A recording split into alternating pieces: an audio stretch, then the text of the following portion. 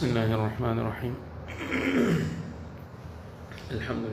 الحمد لله وكفى وسلام على عباده الذين اصطفى أما بعد فأعوذ بالله من الشيطان الرجيم بسم الله الرحمن الرحيم واذكر اسم ربك وتبتل إليه تبتيلا رب المشرق والمغرب لا إله إلا هو فاتخذه وكيلا صدق الله العظيم.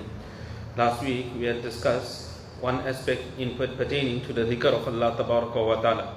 We quoted this verse of the Quran Sharif that is in Surah Muzammil, and where Allah Ta'ala says, وَذْكُرِ اسْمَ رَبِّكَ وَتَبَتَّلْ إِلَيْهِ تَبْتِيلًا. That mention, remember the name of your Rabb, meaning you say Allah, Allah, that is the name of Allah Ta'ala, Isme Dhat. And turn away your attention from everything and focus your attention only to Allah Tabaraka wa Ta'ala. Meaning there should be some time every day where a person should cut off from everything else and for a little while concentrate and take the name of Allah Tabaraka wa Ta'ala. What is the reason for this? Rabbul Mashriqi wal Maghrib. Allah is the Rabb of the East and the Rabb of the West. When Allah can create the sun, which is such a great creation, you worried about all your problems, and because of that you're leaving out the dhikr of Allah Tabaraka wa Ta'ala. Don't worry, you put your trust in Allah, make the dhikr of Allah, Allah will take care of your needs. When Allah can create the head, you think it's difficult for Allah Ta'ala to give you a topi for the head. What's more difficult, to create the head or the topi? It is the head, so Allah can give you a topi also. When Allah can create the stomach, Allah can give you a piece of roti also. So when Allah created the sun, Allah Tabaraka wa Ta'ala can take care of all your needs. Rabbul Mashriqi wal Maghrib. He is the Rabb of the East also, the West also, where the sun sets. So your needs of the day, your needs of the night, all this Allah Ta'ala will take care of. فَاتَّخِذْهُ وَكِيلًا. Take Allah Tabaraka wa Ta'ala as your protecting friend. And all your needs of dunya, all your needs of akhirat, Allah Tabaraka wa Ta'ala will take care of. But we mentioned for the dhikr to be beneficial, there are two requirements. One is, it must be done ashiqana. It must be done with a lot of love of Allah Ta'ala. When you do it with the love of Allah Tabaraka wa Ta'ala, there will be effect in that dhikr of yours. And one is a person just wants to finish the numbers. If you try to finish the numbers, you will finish the numbers. But the effect that you want, that effect you're not going to get. Any person that makes dhikr, there's definitely benefit in it. But we want a very high, we want to achieve a very, very high result. So make the dhikr properly. And secondly, when you make the dhikr, do it with punctuality. Not that 1-2 days we do it and then we're missing it for the next 2-3 days. Every day where the majlis of dhikr is taking place, any masjid where it is taking place, go and sit there every morning after Fajr. It will take 5 minutes, 7 minutes of your time. But see the benefit where you will reach with the dhikr of Allah Ta'ala. Maulana Thanvi Rahmatullah Alayhi mentioned, Ki Allah, Allah karne wala. That person that says Allah, Allah, he said that person wo sahib nisbat ho jata hai. Zarur ek na ek din zarur sahib nisbat ho jata hai. That definitely one day he will become sahib nisbat. He will become a friend of Allah. He will become the wali of Allah Ta'ala. But one day it will happen. A person can be making this dhikr for 6 months also. He might be making it for 1 year, 5 years, 10 years also. He says, but I'm not getting anywhere. Don't worry. You just continue on this path. Continue making the dhikr of Allah. And if you continue, when Allah will open the door, within a second, now you will become the friend of Allah Ta'ala. Maulana Thanvi Rahmatullah gives another example of this. He says that a tap that is on the outside, under the tap is concrete. And the tap is dripping. Maybe the washer is now worn out. Because of that, the tap is dripping one drop at a time. So one drop of water is also very, very valuable. But generally a person, he doesn't care. Now one drop is coming out maybe every 5 minutes. So every 5 minutes, one drop is coming out and it is hitting the concrete. Nothing is going to happen. You don't see anything happening to the concrete. But after 10 years, now look at the concrete, you'll see a small hole that is there. So see that one drop also, it had an effect, it made a hole in that ground also. So exactly the same way, when you're making the dhikr of Allah, you are getting somewhere. You're not going to see it now, but see it after some time, after 5 years, 10 years, see where you have reached because of the dhikr of Allah. Allah's name is so great. Or for example, a person, he's got a child. And this, for example, his brother's child. So his brother's child, he saw him when he was maybe 1 year old. And now this person, after that, he left the country and he went to live maybe in another country. Maybe after 10 years now, he came back to visit all his family members. When he comes back to see his family members after 10 years, that child is now 11 years old. When did he see him? He was 1 year old. When he sees him now 11 years old, he says, oh, where have you reached? How big have you gone? Yet the father and mother, they're looking at the child every day. They don't see the difference of him growing every day. They're before his eyes. But the child is growing. Every day he is growing. So exactly the same way, the dhikr of Allah, when you look at it later in life, then you will realize how far a person has gone and how he has become become the wali of Allah. Bishr Hafi rahmatullahi, when he became the wali of Allah tabaraka wa ta'ala, just for showing respect to Bismillahir Rahmanir Rahim. At that time he had 1 dirham in his pocket. He took the 1 dirham and he bought itar and he put it there and he put the name of Allah on the top of the wall and he went away. It is mentioned Allah loved us so much that he became a scholar of hadith in his time. He studied under Imam Malik rahmatullahi. He studied under Abdullah bin Mubarak rahmatullahi. He studied under Fuzail bin Ayaz rahmatullahi. He studied under Hammad bin Zayd rahmatullahi. Great scholars of hadith he studied under. Why? Because he showed respect only to Allah's name. Allah gave him the tawfiq of studying hadith. Then after studying hadith, he taught hadith to many muhaddithin in the 2nd century, we're talking of Islam, that he taught hadith.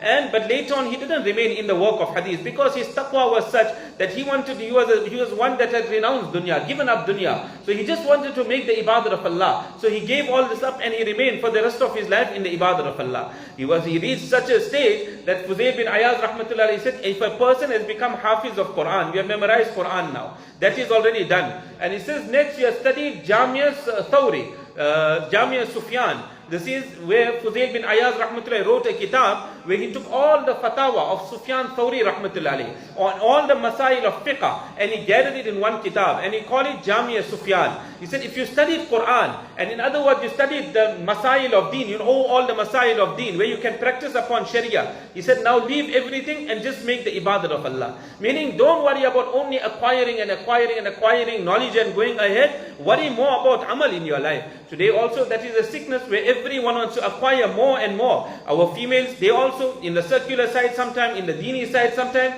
they just want to acquire. But the amal is not over there. To such an extent, it is sad to say, sometimes our females, they are acquiring so much, but they don't know how to serve the husband. One person, he became an alim of deen, one Maulana. So when he became a very good boy, when he became an alim of deen, he wanted to get married. So he went to his uncle and he told his uncle that the girl that I want to get married, that she knows this kitab and she knows this kitab and she knows this kitab. So the uncle said, see, when you wake up in the morning and your stomach is hungry, whatever kitab she knows is not going to help you at that time. You want food in your stomach at that time. She must know how to serve a husband. You need a wife in the house. You need a mother to your children. That is what you require. So nevertheless, there's no problem in studying, but really all the other things also should be in place. So this is what Bishr Hafi rahmatullah used to say. Also Bishr Hafi rahmatullah used to say, Allah Akbar, what advice he had given. Bishr Hafi rahmatullah used to say, he says that as long as if Allah Ta'ala loves you, Allah will put one person behind you and that person will cause a lot of inconvenience to you. He will cause you a lot of problems in your life. Now you're getting angry. Why is this man behind my back all the time? He's causing this problem to me. He's causing that problem. He says that's an indication Allah Ta'ala loves you.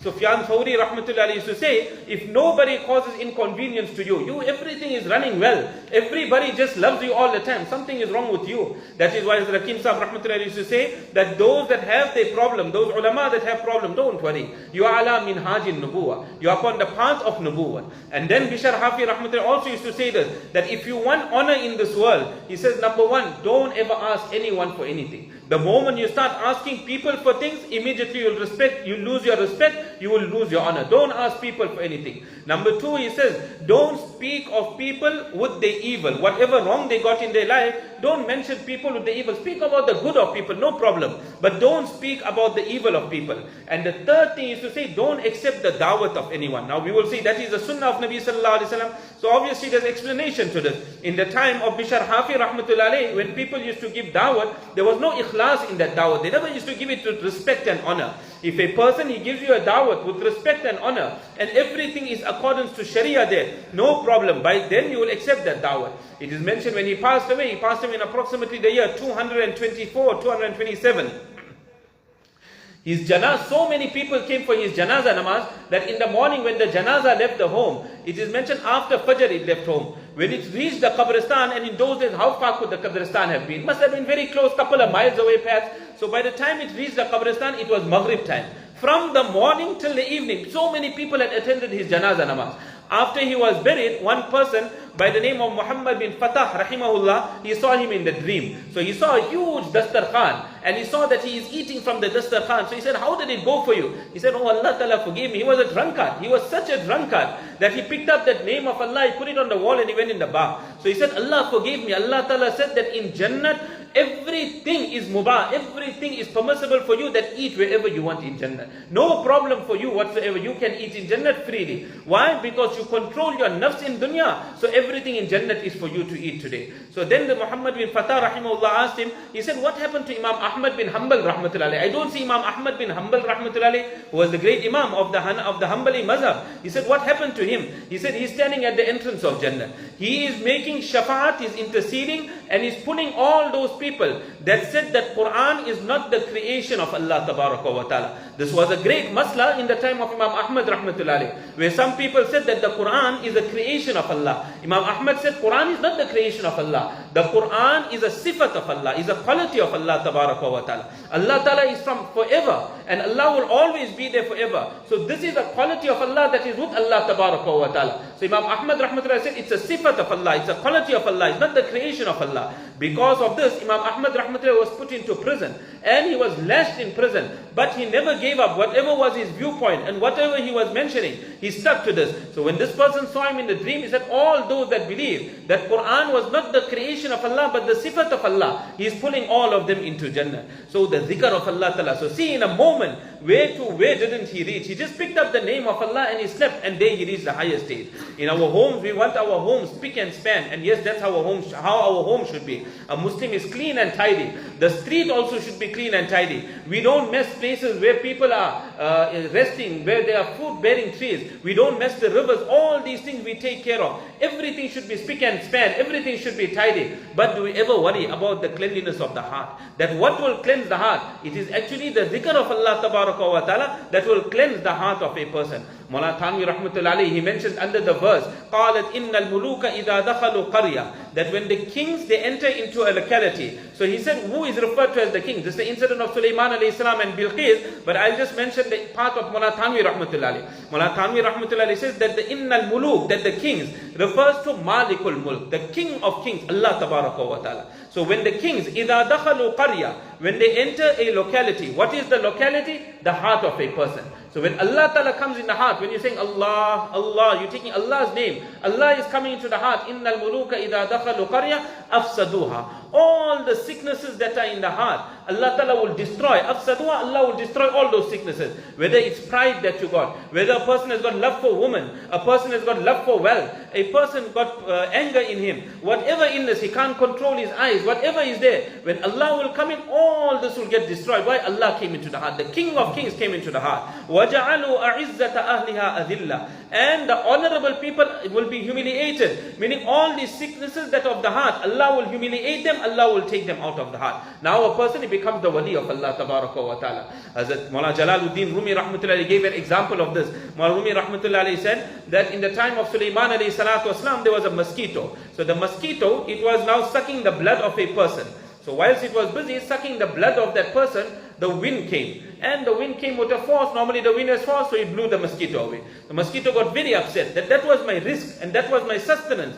The wind didn't allow me to take my full risk and sustenance. So it went to Sulaiman alayhi salam. Sulaiman alayhi salam understood the language of the mosquito. So he said that, oh Sulaiman, there must be justice. So Sulaiman alayhi salam said, no problem, you're right, there has to be justice. But in order to have a court case, you must have two parties. You must have a plaintiff on one side and you must have the defendant on the other side. You are the plaintiff, you're the claimant, you came with a case. Now we need the defendant, we need the wind also to be present. I must listen to both sides of the story.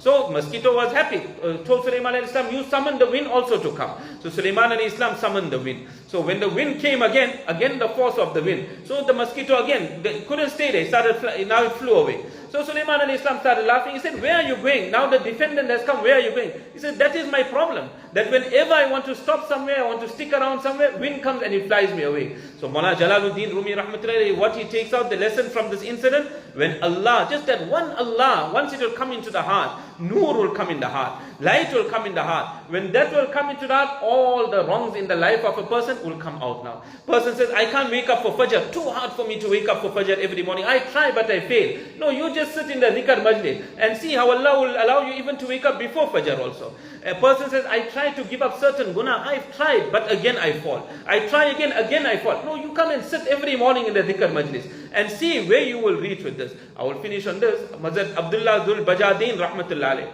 He was a Sahabi of Nabi Sallallahu Alaihi Wasallam. There's an incident behind him as well. He was a yatim, he was an orphan. Very, very poor person, no food also. So his uncle brought him up. So when the uncle took care of him, when he reached the age where he became baligh, then Allah Ta'ala turned his heart now towards Islam. So he wanted to accept Islam. So quietly he went, he accepted Islam, but he didn't have the courage to tell his uncle that I've accepted Islam. But one day Allah Ta'ala gave him the tawfiq, he built up the courage. He went to his uncle and he said, the deen of Islam is the true deen. And this is the deen that I want to accept, I am now inclined towards it. So his uncle warned him, he threatened him. He said, if you ever accept Islam, whatever I have given you in my life, I will take everything back from you.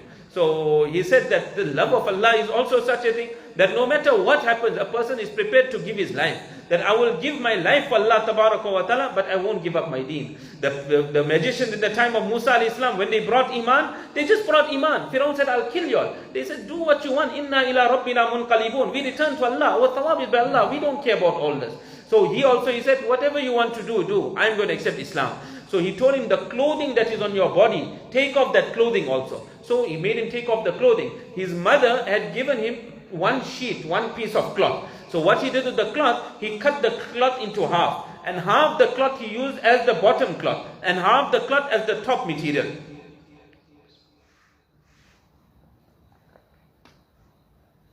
That is why he is known as Dhul Bajadain, Abdullah Dhul Bajadain. So it was mentioned he was very, very poor. So after the Isha Salah would be over, he would come out of the Masjid al-Nabawi and he didn't have a house. So at the doorstep of Rasulullah Sallallahu Alaihi Wasallam, he would just lay down over there. And he used to have dry roti. So he used to take out the dry roti from his pocket and he used to eat the dry roti. That was his food. And then after he eats his dry roti, he will start making dhikr over there a little loudly also. So one day one Sahabi was going past, he see Abdullah Dhul Bajadain is sitting at the doorstep of Nabi Sallallahu Alaihi Wasallam lying down there and he's loudly making dhikr. So he understood this is riyah, you want to show people you're a pious man. That is why you're making dhikr there. So he stopped him. He said, what are you doing? Making dhikr, disturbing people over here. So Hazrat Nabi Kareem Sallallahu Alaihi Wasallam heard. Nabi Alayhi Salam told him, he's an ashik of Allah. He's a lover of Allah. Don't you ever stop any lover of Allah. Don't put a restriction on the lover of Allah Tabaraka wa Ta'ala. It is mentioned in those days, if anyone passed away in Medina Sharif at night, then they would light a lantern in in Jannatul Baqi. And the people of Medina, they would see that the lantern is burning. The entire Medina in the time of Nabi Sallallahu Alaihi Wasallam is the haram of today. What is the haram of today? That was the whole Medina Sharif. So they would see the lantern is burning and they would go to Baqi, that who has passed away.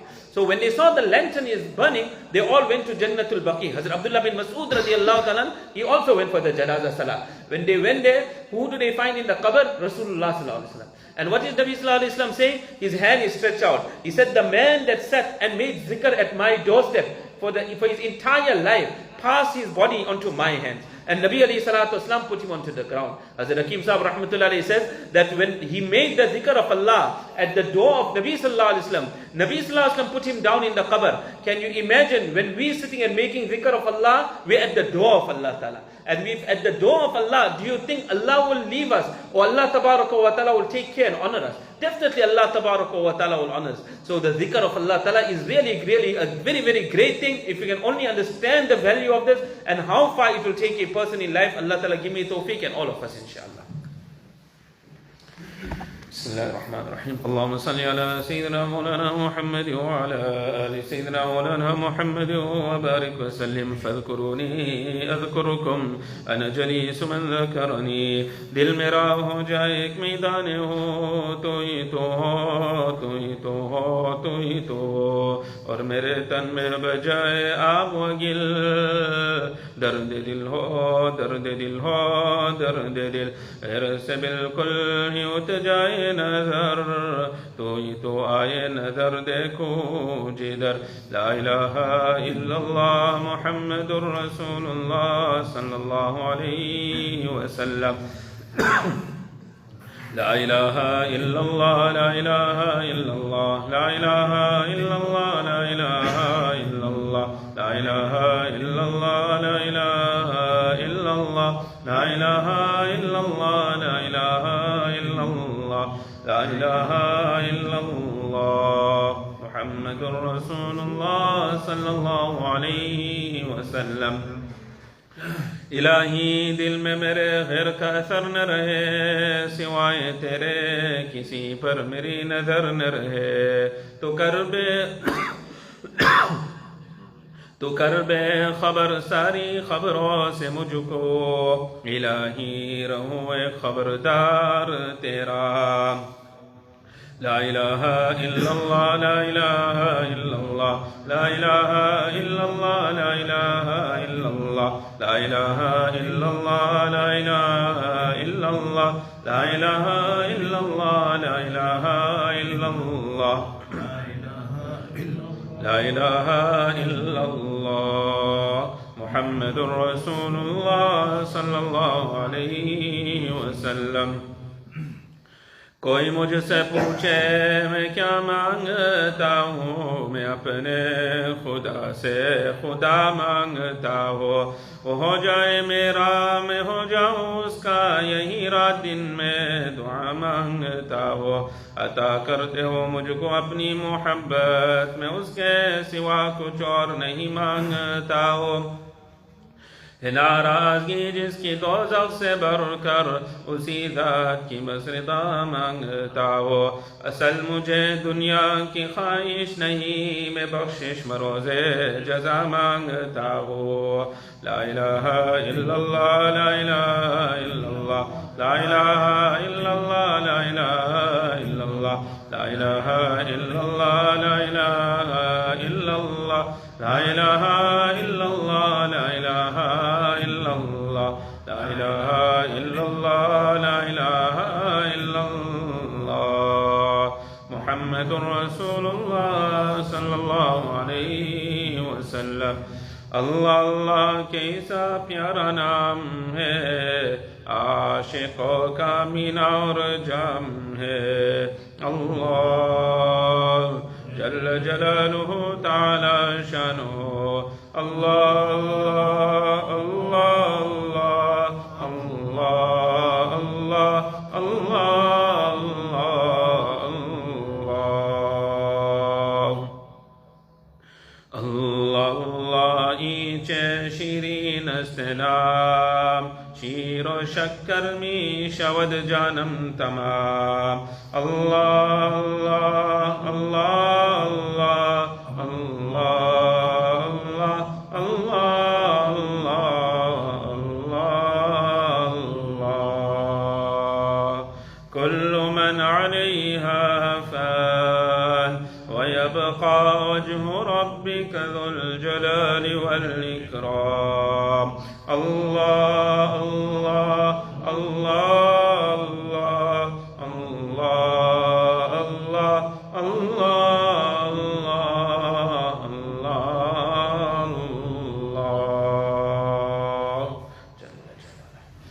अल्लाहुम्मा लकल हम्दु कुल्लुहु व लकल शुक्र कुल्लुहु व लकल मुल्कु कुल्लुहु व इलैका यर्जिउल अम्रु कुल्लुहु। अल्लाहुम्मा ला नुहसी सनाअन अलैका अन्ता कमा अथनैता अला नफ्सिक।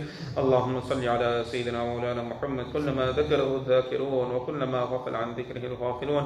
अल्लाहुम्मा इफ़्तह अक़फ़ाल क़ुलूबिना बिज़िक्रिक व अत्मिम अलैना निअमतक व अज़बिग़ अलैना मिन फ़ज़लिक वजअलना मिन इबादिकस सालिहीन। अल्लाहुम्मा आति नुफ़ूसना तक़वाहा व ज़क्किहा फ़अन्ता ख़ैरु मन ज़क्काहा अन्ता वलियुहा व मौलाहा। अल्लाहुम्मा अर्हमना बितर्किल मआसी व ला तुश्क़िना बिमअसियतिक। अल्लाहुम्मा कुन लना वजअलना लका या रब्बल आलमीन। जज़ल्लाहु अन्ना मुहम्मदन सल्लल्लाहु अलैहि वसल्लम बिमा हुवा अहलुहु। सुब्हान रब्बिका रब्बिल इज़्ज़ति अम्मा यसिफून व सलामुन अलल मुरसलीन वल्हम्दुलिल्लाह।